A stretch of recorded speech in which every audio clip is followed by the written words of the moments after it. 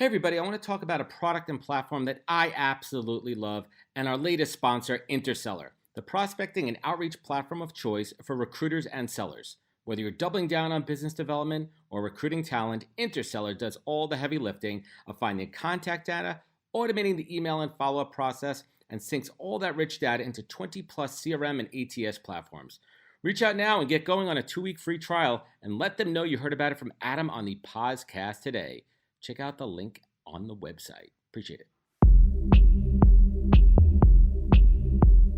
Welcome to the podcast, where we introduce you to incredible humans who share their journeys with the mission to inspire you to harness your own inner tenacity to drive your life and career forward. And now, your host, Adam Posner.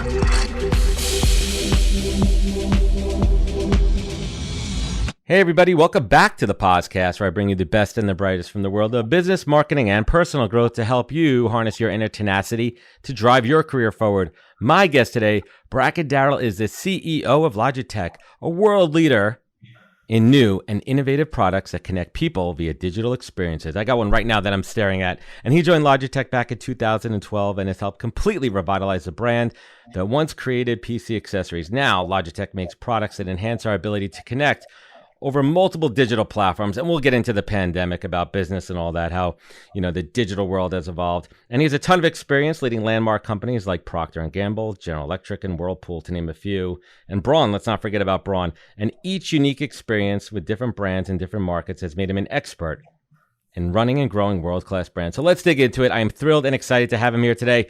Bracken, welcome to the podcast. Adam, thank you very much for having me. I'm super excited to be here. And I deeply appreciate you for making the time. So as I mentioned in the conversation we're having before, this show is really about, unpacking my guest career journeys. And you've had a fantastic and long tenured career. But let's bring it all the way back. Let's bring it back to your undergrad days. Yeah, you have a bachelor's degree in English before getting your MBA at Harvard. What advantage do you believe that liberal arts background gives you now as a chief executive officer? Well, yeah, it's a good question. I think about that a lot. I've always tried to figure that out. There are two things in my life that I keep trying to go back to and figure out why they seem so important to me. One of them is the fact that I was a liberal arts major, an English major. And the other one is the fact that I'm a basketball fanatic. And I'm not sure I really know the truth about either one, but I'll try. On the English major, I'd say, when I went to college, I was always better at math. It was like my strength. And so I knew I wanted to do leadership as a career of some kind.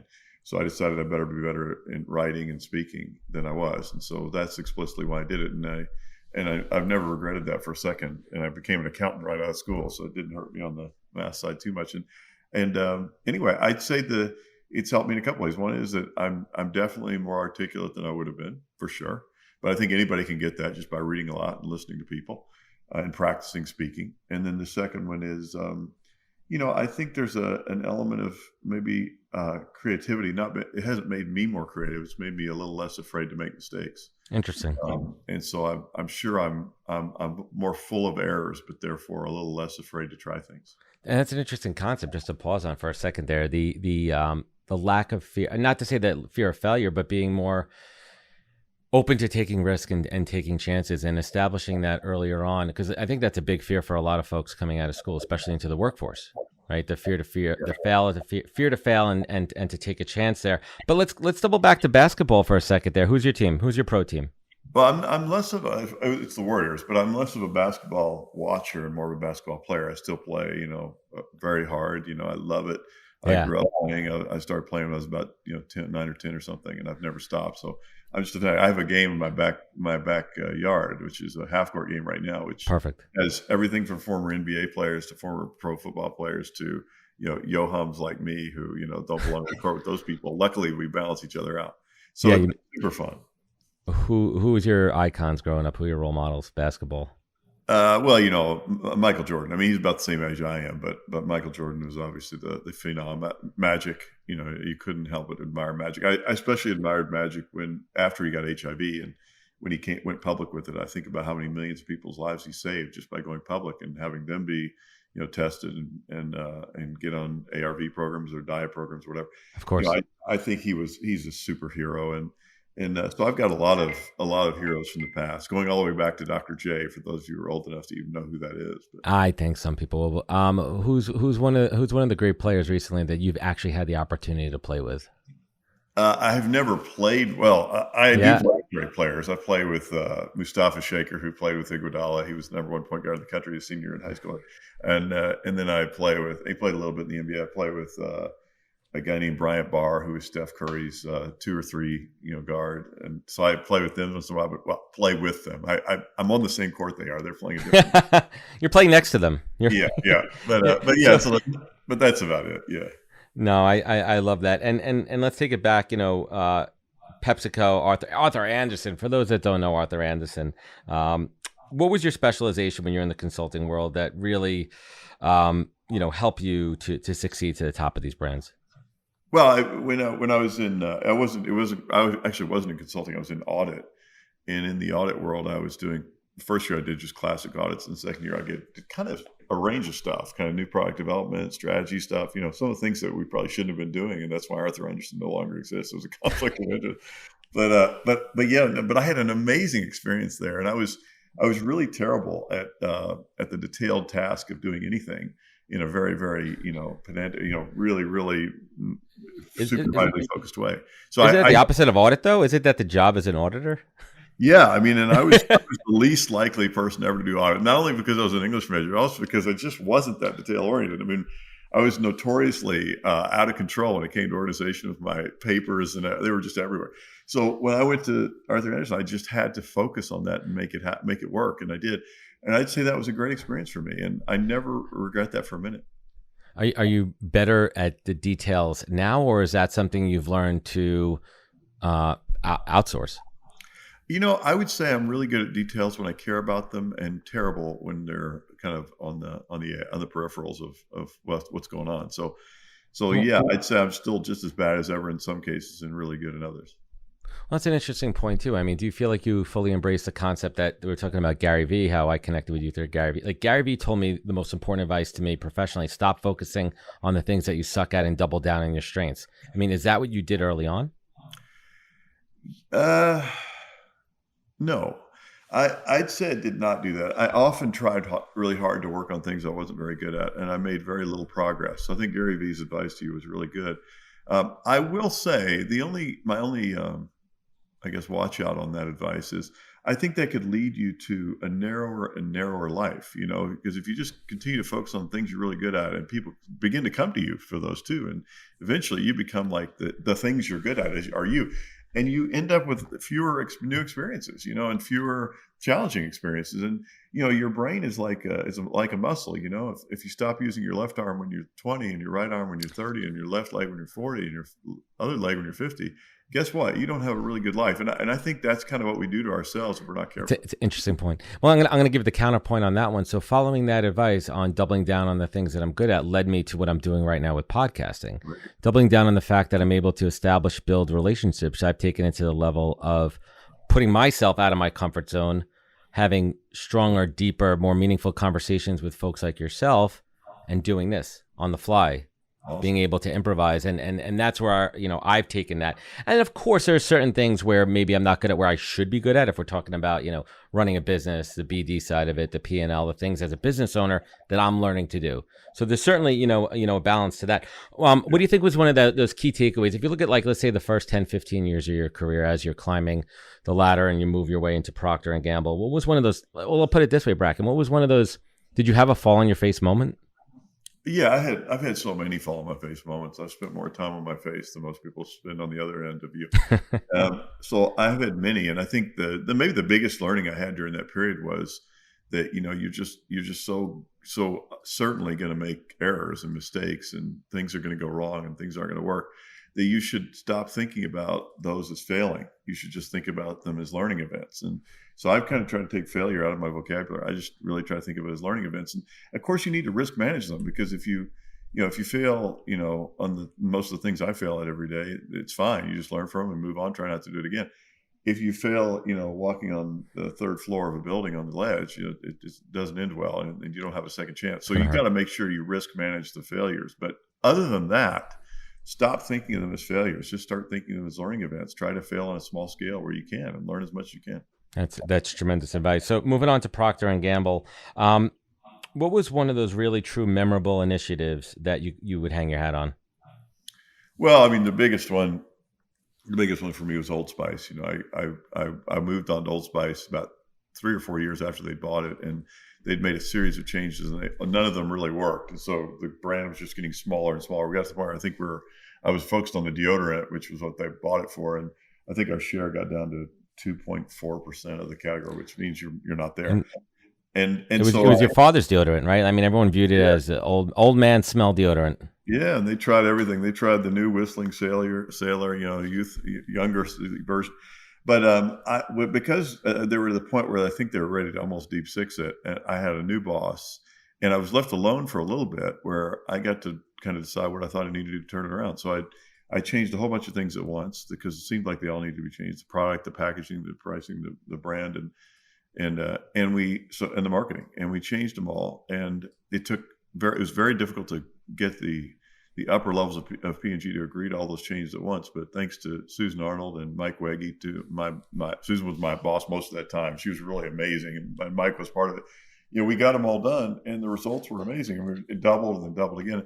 And I'd say that gave me so much confidence about what I could do if I really had the chance to do it. And then the second thing it gave me made me feel so strongly about that don't rely on single variable changes. The world doesn't work that way. Things rarely, if you change one thing, you rarely see the effect that you expect. Tremendous insight there, and I appreciate you pulling back the curtain there. So let me ask you, I mean, from the learnings there at that level of your career, and just to level set there, what was your title at the time? I was brand manager, senior brand manager, something like that. Okay. For Old Spice. So senior brand manager, looking back now from your perspective in the C-suite, what advice would you give to a current senior brand manager to best influence executive management? What's the best way to tell your story compellingly and to influence change? What's the best way to perform? Right. I mean, if you're a brand manager right now, if one of your brand managers right now, and they're presenting to you a big initiative, they're saying how they're going to revitalize a piece of technology that's been stagnant. I'm just giving an example there. What is the best approach for them to really influence your decision as a chief executive officer? Number 1, 2, and 3 is get really close to a one customer. The customer. Get really, really close to them. It's a cliche, but it's so true. Because no matter how much you think you are the customer, you're not, and usually you're not all of them. And even if you are, it helps to hear from somebody else. So that's the first one. Then the second one is don't go for minor changes. Be bold. You can test big, bold, terrifying changes on a small, safe scale. So do that, because small changes don't usually work. And that's why the comment I made about multivariable changes work better. That's just because they're usually bolder and they're more integrated. So be bold. Take the big risk. If you need to do it on a smaller scale, I did both, by the way. To go back to your earlier question, I did this big, bold set of changes that that worked on Old Spice. And it was very successful. I then inherited a big, bold move on Ivory about 2 years later. There was a disaster, and I didn't stop the disaster in progress. There was a car crash slowly happening. So I experienced them both. It was a great learning. On the one, I really went in and owned it. The other one, I went in and kind of shepherded something somebody else had owned. And boy, was that a mistake. So own it all the time. Own it. And I think ownership is a big one. My thesis is own your loss, own your career losses, own your professional losses, take ownership, have accountability for it, accept it, learn from it, and move forward, and stop putting blame on other people. And I think others recognize it when you do that you're taking accountability. Somebody said to me yesterday, actually Sam Harnett said to me yesterday, she quoted somebody who gave her advice one time, speaking and not being heard is the same thing as not speaking. And it's such a powerful comment. And I think I was speaking and not being heard back when I was on my Ivory days. And it was a great lesson. I will never do that again. If you're speaking, you're not heard, you just find another way to say it. And if you still aren't being heard, do it yourself. That's sound advice there. So let's shift gears and talk a little bit about your time at Braun, working overseas, a German-based company. What's different about what is one of those core differences of leading a European-based company versus in the States? Well, I'd say one of the just kind of technical differences. I remember my first day in the office. I had one of my first meetings that I scheduled. I was about 5 minutes late. When I got there, the meeting was already happening. So it was my meeting. In Germany, there's no professional courtesy 5 minute kind of leeway. no, there's no professor 5 or 10 minute rule or 15. It's just not. No, I would say the biggest difference is you end up getting a good slice of how different cultures are, and it's so healthy to know that. And I worked so much internationally now. Once I realized how different cultures were, I came back here, and then you start to see all the differences here even more, even though you don't realize it. You start to think. So I think people are all different. We're all in at one, and it starts it aggregates into cultural levels like a country, but if it goes all the way down to one, or under diversity, equity, and inclusion, which we've all been, at least I've been totally underwhelmed. I thought I was doing well. It was really underwhelming it for so long, and now I've really tried to turn that around. I've got a long way to go, but I'm getting better. Interesting. So where you are now, and being super tactical and mindful and top of priorities as far as DEI in your current company, are the things that you look at from your experience, leading overseas companies as far as different cultures and ensuring that everyone's heard and seen and has a seat at the table? Yeah, especially, I'll give you a really, interesting example. Like it's so often that English is somebody's second language, and you're in a meeting and they don't talk much, or when they speak up, they're a little too blunt when they come into the discussion, and people are kind of recoil away from what they said. And it used to be I would do like most people do and say, "Oh man, that person's too blunt," or "Oh, why is that person so shy?" And I try maybe to they're introverted. But then you realize, what? This is my problem, not their problem. I need to be, if I'm leading the meeting, I need to draw them out, because so many. I mean, it's a privilege if you're in an English-speaking company and you speak English. If you want to get the most out of people and help them be engaged, you want to really reach out to them. So I'm so much more tolerant and encouraging, and actually enthusiastic when I have people who English is their second language or their third language or something. And I definitely learned that internationally. And now I think it's not just true about language. It's true about everything. A person who comes in with a completely different background than you have often feels they might feel the imposter syndrome. They might not feel like they belong. They might feel like you want them there. And so you need to work harder there to make sure that they feel all those things. And I learned that then, and Powerful. It's reinforced all the time. Yeah, that's super powerful. So going down this is your life segment here of the podcast. We're talking about your time during Whirlpool during the 2008 financial crisis. What were some of those similarities from a crisis standpoint to now during the pandemic, and what did you learn about leadership and management that you're applying now? I think there's the Chinese. The Chinese word for crisis. We probably all heard it before. It's a combination of opportunities. It's opportunity.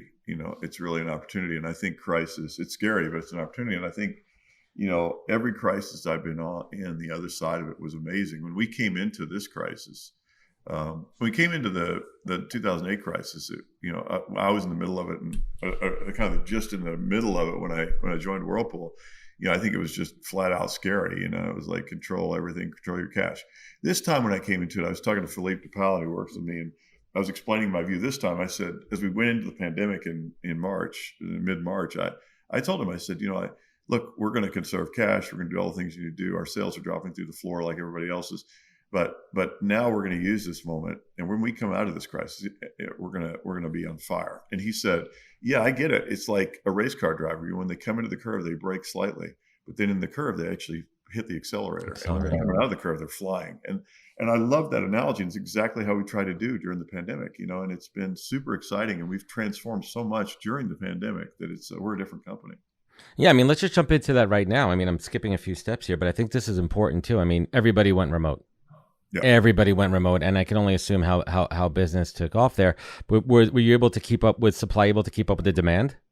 Yeah, like one of the things we did there was, it was about, I don't remember the month now, it was just shortly after we all went remote.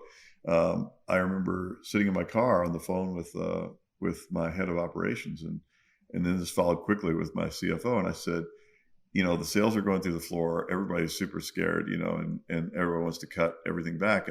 But I just have I've been in this job now for 9 years. I have this feeling that it's going to take off, and we need to bet. We need to decide whether we make a big bet or not. And I want to make a big bet. And he said, I feel the same way. And so I then called my CFO, and then we made a big inventory bet right in the middle of the worst of it period. And then we just kept doubling down on that bet, and that enabled us to grow 74% for the year. And we wouldn't have been able to do that if we hadn't had the the intuition to go for it. And knowing that we'd be okay if it didn't work out. I hate when people say they bet the company bet. It wasn't a bet the company bet. It was a bet that we could manage, but it was a big bet. Where do you go inside as a leader internally when you're ready to make those decisions, when you have to make those decisions? Where do you go inside? What kind of place is that? Well, I go first outside. I go first I'm not a person who loves big meetings. In fact, I think a meeting effectiveness is inversely proportional to the number of people in the meeting. So big meetings are just right on. They're good for communication. That's about it. So I go one-on-one usually, or one-on-two with a few of the people that I'm closest to that are relevant to the question at hand. And so I do that first, and then I'm a very intuitive person, so I really rely on my intuition. And I think most people's intuition is pretty good. It's flawed, as we know. Thinking Fast and Slow by Kahneman will tell you that. But it's also right in so many ways. And you have to be wary of your intuition, but you also have to listen hard to it and then challenge it and then go for it. And that's exactly what I do. Well, what do you think is some of the big aha moments that you're taking away from the growth period, during the pandemic? Some of the technology that you might have developed, maybe organizational innovations and developments? Silver linings, as we like to call them. Yeah, I would say, let me talk about the dark clouds. It's always please silver linings.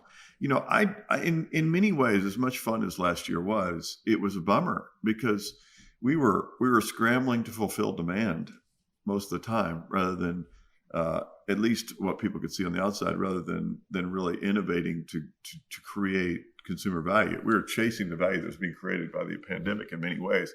Now, we had grown double digits for the last 5 years before that, so it wasn't a new thing that we were out there trying to create things for consumers that people would love. But I would say in so many ways, last year was a bit of a distraction for that, because there were so many people preoccupied by trying to get parts and trying to get alternative suppliers and get more supply. And so I would say my learning was, I think we did a pretty good job of keeping our eye on the innovation ball during it, and our strategy, and having our strategies expand to the new opportunities that we had. And that was really because, we were aware that this can be a big distraction. Great growth is not always good. It can really run you off a cliff, and I knew that, and I didn't want to have that happen. I was super excited about setting a platform and a table for the next decade.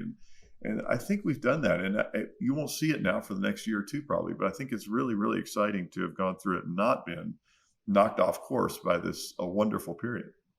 I love it. I love that insight. So powerful. Where do you think the next great innovation for your company is going to be, in what direction? Well, we redefined the purpose of our company, which was, we used to say we were here to, extend human capability or help people enjoy life more, or have a bigger impact on the world. We redefined it to, we are here to enable all people to fulfill their passions in a way that's good for the planet. And that's a bold statement. That's a broad, bold statement. Yeah, and I'd say, purpose statements for companies that have been around a while is a little bit like sculpting. You just keep carving away stuff, and you finally get to the nugget. I think we're there, at least for the next 5 or 10 years. And that's all. The two most interesting things in there are the all part, which is all people, enabling all people, with diverse, equity, inclusion. Those are super critical. And the other one is good for the planet. So I'm super excited about what we're doing in both fronts. And on the planet side, we just announced we're going to be we're carbon neutral this year.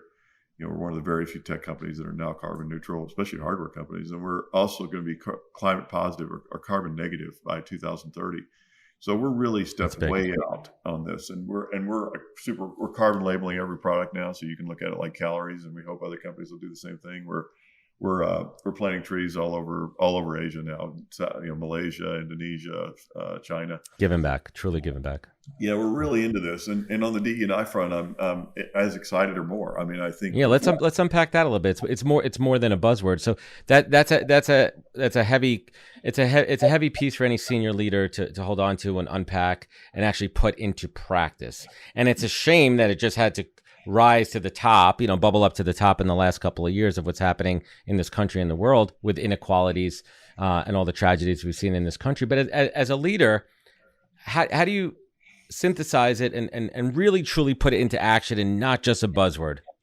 Well, I think it starts with being honest with yourself and then everybody around you. I grew up thinking I was a good guy. like a really good guy on this diversity, equity, and inclusion front. My parents were super progressive on this, and and I grew up feeling that way, having friends from all of the underrepresented groups, really. And then when George Floyd happened, about 3 or 4 days after it happened, I was sitting at my kitchen table thinking, God, how in the world did we get here? That this is still happening today. And then I thought about apartheid in South Africa, and I thought, God, why didn't those white business leaders step forward? And then I thought, wait a minute, I haven't used my platform at all when it comes to Black people and Black Lives Matters and all these atrocities. And I thought, we're sitting in American apartheid and we're not even talking about it that way. And so that's the moment, honestly, that was like a life-changing moment for me, maybe the most transformative event in my life. And wow. And I immediately, started writing stuff down and getting it out there on LinkedIn so that I could use my platform that I have the privilege of having.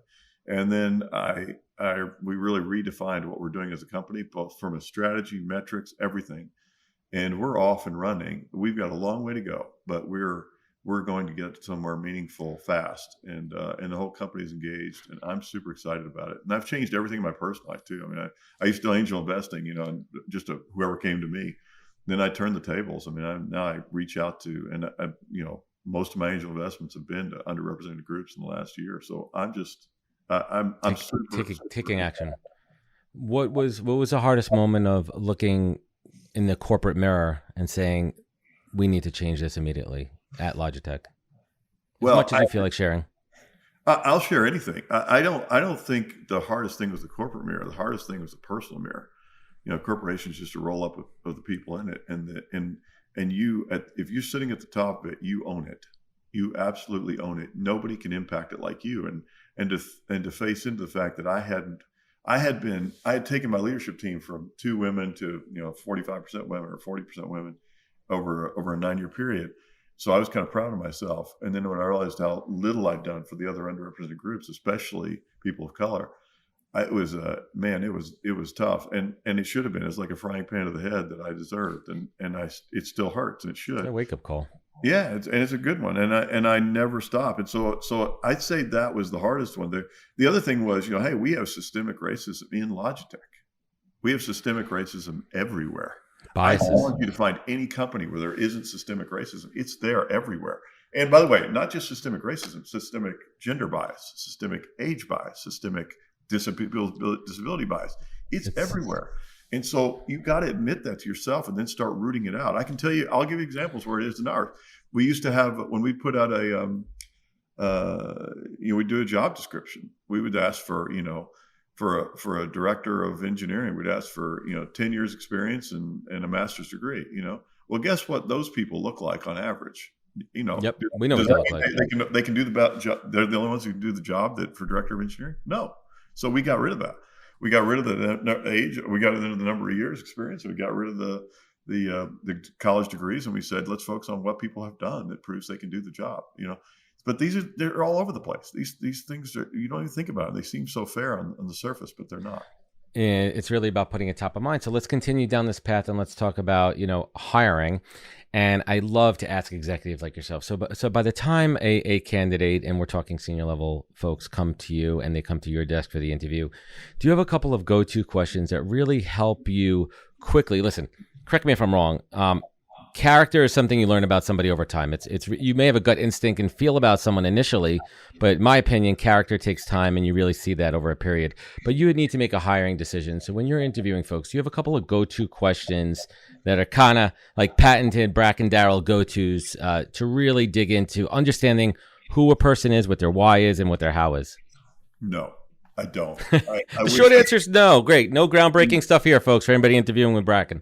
No, I'm not going to surprise you in an interview. I don't. And I think the more reliable thing than that is make sure you've got other people that you really trust talking to these people.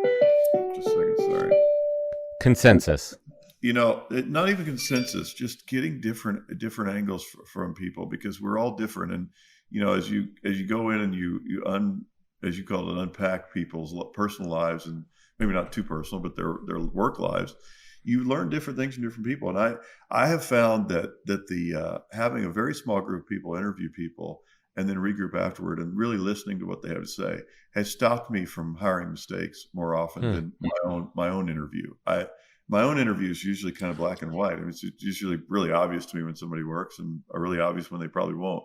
But it's the nuanced one. The tough ones are the gray areas where you kind of think, wow, I love this person. And then somebody else says, yeah, but. And then you're like, wow, okay. And so I'd say I don't have a specific question that I would say. I'd say really trying to get at a person's values. It's really hard because everybody believes in, all the good things when they're in an interview. So trying to get at somebody's values is good. And probably the best way to do that is to understand kind of what they think about these big issues of the day. If you can, you don't want to get too into things that are politically sensitive, but really understanding where they come from on their values. And then the most important factor to me, period, no matter how you ask it to try to get it, is drive. Does a person have drive? Yeah, you can't make up drive, and you can't fake drive. Interesting there. Another big buzzword over the last couple of years is culture, and culture, in my opinion, starts and stops at the top. How do you define culture in your organization, and what does that really mean? I mean, culture is not ping pong tables and cold brew on tap. What's your take on culture? Well, Kirsty Russell, my head of people and culture, will from afar, she will throw something at me right now when she's listening. So culture is super important. It's the most important thing probably in a company, in so many ways. And a lot of people said that's not groundbreaking either. I think the thing that might be groundbreaking that you might be hearing for the first time here is that we've overdone it. I think our definition of cultures have gotten tighter and tighter, and we look for cultural fit with such aggressiveness and clarity and lots of questions and thoughts and surveys. And I think in the end, what we've managed to do is we've done a good job of getting a very narrow view of what cultures are. And unfortunately, we sacrifice something much more important, which is the individual. An individual passion is more powerful than a culture can ever be. If you can create a culture that unleashes people's individual passion, that's a culture worth having.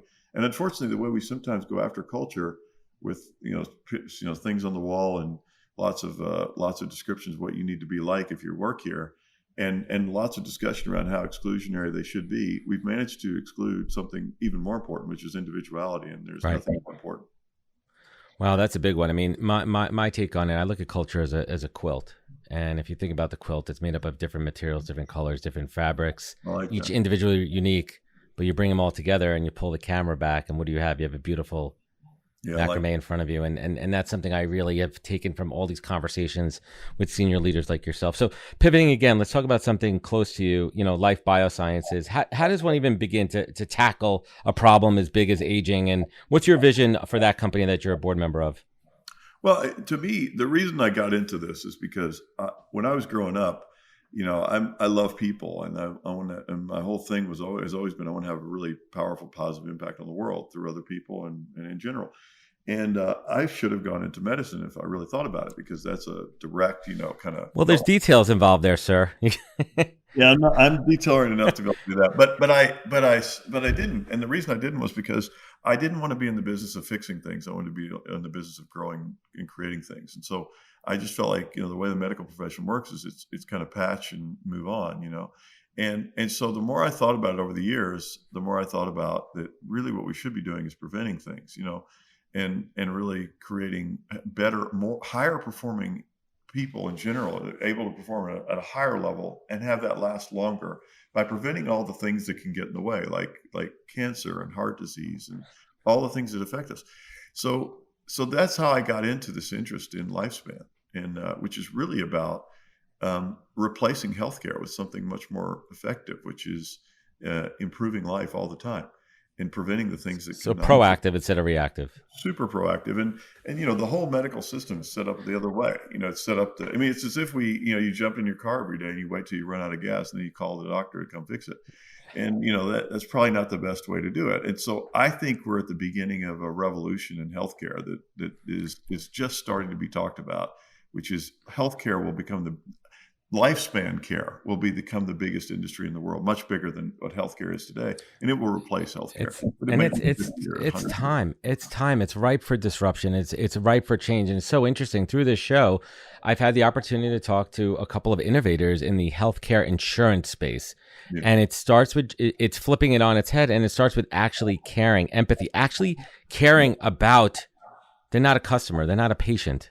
Yeah. Right? You don't think of them like that, and that's revolutionary. So moving forward here, I want to talk a little bit about changing the way we work. I mean, we've all had to do that in the last couple of years, and they call it, quote unquote, the future of work. How do we really make, our relationship with work as mentally healthy as possible? Boundaries are coming down, especially working from home. People think their life's better, but all of a sudden you're accessible almost 24/7. There's no boundaries between, I always say, like, my boundary is if I'm working from home, those 4 seconds when I'm walking from my upstairs to my downstairs and the kids are waiting for dinner, that's not enough decompression time. Yeah. You're so right. Well, I mean, I'll jump to a slight tangent that's very related. Please. I think the most important part of this that companies need to realize, and is that you're not really in the business. You're not just in the business of whatever you think you are. You're in the business of helping people fulfill their passions, or really have fun. I love Eric Ewan's description of their purpose in life, which is to just enable people to be happy. And he came up with that because he was unhappy in a job before. I think in my case, I've always felt like, gosh, if you can help people find their passions, or if they have them, help them deliver them, there's almost nothing more powerful. And if you could do that, often they will fit inside the company somehow. So I'm increasingly encouraging everybody, just bring your passions into the company. And in some cases they don't belong here. So then don't work 14 hours a day. Go home and enjoy your passions. Go after them, pursue them. I just had a guy leave me because he created a baseball card, basketball card startup. And I love this guy. His name's John Way, and he just announced he's leaving, and he's worked with us for a while in customer service. He's a fantastic guy. But I couldn't possibly have tried to talk him out of it because he's so excited about it. He's following his passion. Yeah, and I want people to follow their passion. So that's kind of my general most important thing. Then in terms of the way of work, how do you make sure that people don't kill themselves and just work all the time and work too many hours, even if they have breaks in between? We're all learning. I think it's hard. It's working from home is wonderful in so many ways. It's also too easy to click on and off with the next call, and not get up and walk around and connect with human beings in a physical way. So I don't meant to work like that. I don't know the answer. This is a super exciting space, though. It is. And you touched on something which leads me to a natural progression here, is talking about leadership for a moment. And I think you just had a great example of that, creating an environment where you're actually genuinely happy and encourage if someone's leaving, and you're follow your passion. Yeah. And that's what it truly, I mean, where do you think, and I'll spin it a different way, because I ask a lot of leaders, it's like, spin it a different way. I mean, where do you think so many leaders are failing these days, especially in the last 2 years? Let's get real tactical. Well, I think, has there been a failure of leadership? I mean, there's always, my I don't use the word failure, so it's hard for me to think that way. But right. I think the one thing that most of us have learned, and some of us haven't, I'd say 2 areas. One, if you're not a DE&I activist and you're a CEO or a leader, it's time to become one, because it's so important for performance. It's also important because it's the right thing to do. So I'd say that's one where I think a lot of us who grew up like I did, white man, we're so privileged, and we don't even completely digest it. And even now you can't digest it because you lived in it. I did. I grew up with very little money. Does that mean I'm not privileged? No, not at all. I'm super privileged. So I think, not enough of us have digested that one yet. I'd say that's one, maybe the number one I'd put on the table for now, just because I think it's easy to do something about it. You can become an expert. You don't need to be. The second one I would say is, I think we somehow large corporate America slipped into the optimization mode and out of the innovation mode. And they use the word innovation, but they're really just optimizing. And I think, optimization is great. It can really drive amazing performance for years and years, but it's not the same as innovation. Innovation is the catalyst for real long-term growth, the thing that keeps you super inspiring to work for and creating all the time. And I think more and more companies are getting better and better at that. But I think that is, if you ask me, what's the one missing ingredient? Too much lean and Six Sigma, not enough innovation and creation. Yeah, that's powerful here. So a couple of quick points I want to touch on before we bring it home. And one big takeaway, man, I have it in my notes here, but just from listening to you over the last 40 minutes, you're a lifelong learner. I feel it. I sense it. I mean, how critically important is that to you, to just always be a consistent learner in life? I think there's I'll boil this down to a definition. When you think about curiosity, if you ask, I'll bet you half the people on your podcast would say, what's one important attribute? If you gave them 5, one of them would be curiosity for leaders. Being inquisitive, for sure. Being inquisitive. So I think the reason curiosity is important is because it's about learning and learning. So if you step learning back to curiosity is 2 things. It's wondering about something, and then it's acting to find out. And the acting to find out is maybe more important than the wondering, but they're both super important. So if you want to do one thing for yourself, cultivate your own curiosity, both the wonder and the action to find out. I love it. I am as a finder of talent professionally, I am drawn to people that are naturally inquisitive. That's what my clients look for me to find in other people as a top skill. Personally, I align close to people that are like me, always looking to see how things work. How do we get there? How do we figure this out? What's next? How did that operate? And it's just a mindset there. So, Bracken, let's bring it home here. This show is my masterclass, and for everyone listening today, this has been a masterclass, and I appreciate your time here. Let me ask you this: what is the single greatest piece of advice that you have ever received that you take action on every single day of your life? Before I joined Logitech, I met with a founder of a company who named Sammy Segal, and I asked him for advice going into this job, and he said, "I'm not sure I'd take the job, but since you already have, it looks like a really high risk thing." He said he gave me some advice, and then I got up from the table and I was walking out. I think it was breakfast, and he said, "Hey, Bracken, one more thing." And then I turned around and he said. Remember, he's a founder. He's a very successful billionaire now. He looked me right in the eye and he said, "You wash the windows and you clean the floors." And I got to the door. I nodded my head and smiled, and I got to the door. I thought I knew what he was talking about. Then as I went down the stairs, by the time I got to the bottom of the stairs, I think I knew what he was talking about, which was, not take everybody else's job, but own everything. It doesn't mean you have to tell people what to do or monitor what they do. Own everything. Feel that sense of ownership. You're never a victim of anything or anybody. You just feel the ownership. And I think that works at every level, in every part of your life, all the time, whether it's your relationships or your role in your company, wherever you are, you own it. Doesn't matter what caused problems around you, you own them. Huge, massive. Would you say that there's one professional accomplishment that's, center on your mantle, one greatest professional accomplishment? I'm so focused on the future that whatever it is, it's ahead of me. Love it. Yeah, that's tremendous there. And last but not least, you look back on your life, you look back on your career, and listen, we've all had our tough moments. We've all been down in the shit pit in life, personally and professionally. And those are the times when we really have to dig down inside and harness that inner tenacity, that fire to drive us forward and to find that thing, that why in life that keeps us focused.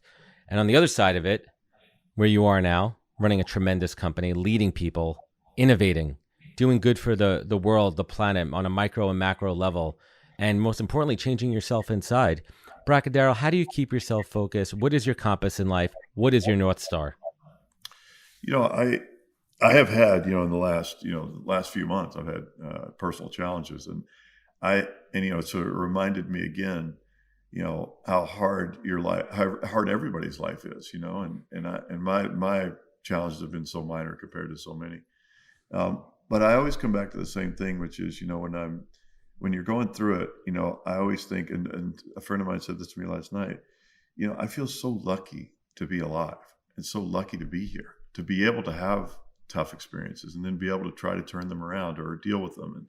And we're all so fortunate, if we can just find a way to be grateful, that we just get this chance, and then you get your mojo back and you're out to change the world again. That's big. Let's end it on that. And Bracken, I want to thank you so much for your time. Hang with me for one moment here as we sign off. I really hope that everybody listens back a couple of times. I mean, there's so much freaking gold in the mountains right here in this podcast. This is one of the great ones, folks, and I greatly appreciate you and your time. For everyone, they could go check out Logitech. They got some great stuff where we are looking at you and streaming through Logitech. It's my go-to right here. Fully support them. And Bracken, where could folks find you? Where could they connect with you? Where could they learn more? Probably just through LinkedIn, and if you want to look at our products, we've got 36 different categories now, which is super exciting, but I'm not trying to sell our products. If you want to connect with me, you certainly can. I'm on LinkedIn, and I'm always looking for new connections, new places to learn, people to learn from. Awesome. Thank you so much for joining us today. Thank you. Thanks a lot, Adam. It's been fun. Hang with me for one moment here. And everyone listening at home, you know where to find out more. Find it at thepodcast.com. Follow us on other social media channels. Remember, take care of each other. Look out for one another. Look out for the planet, right? Let's not forget about this planet here, right? We're taking care of each other. Take care of the planet at the same time. Remember, take care of each other. Look out for one another. And catch us next week for another great episode of the podcast. Take care, everybody. Wisdom is forever, but for us, it's time to go. Thank you for joining us. Luckily, we'll be back with our next episode soon, jam-packed with more incredible humans. Thank you for listening, subscribing, and sharing. To join the conversation, search The THEPOZCAST on LinkedIn. And to catch up on past episodes and more info, please visit www.thepozcast.com.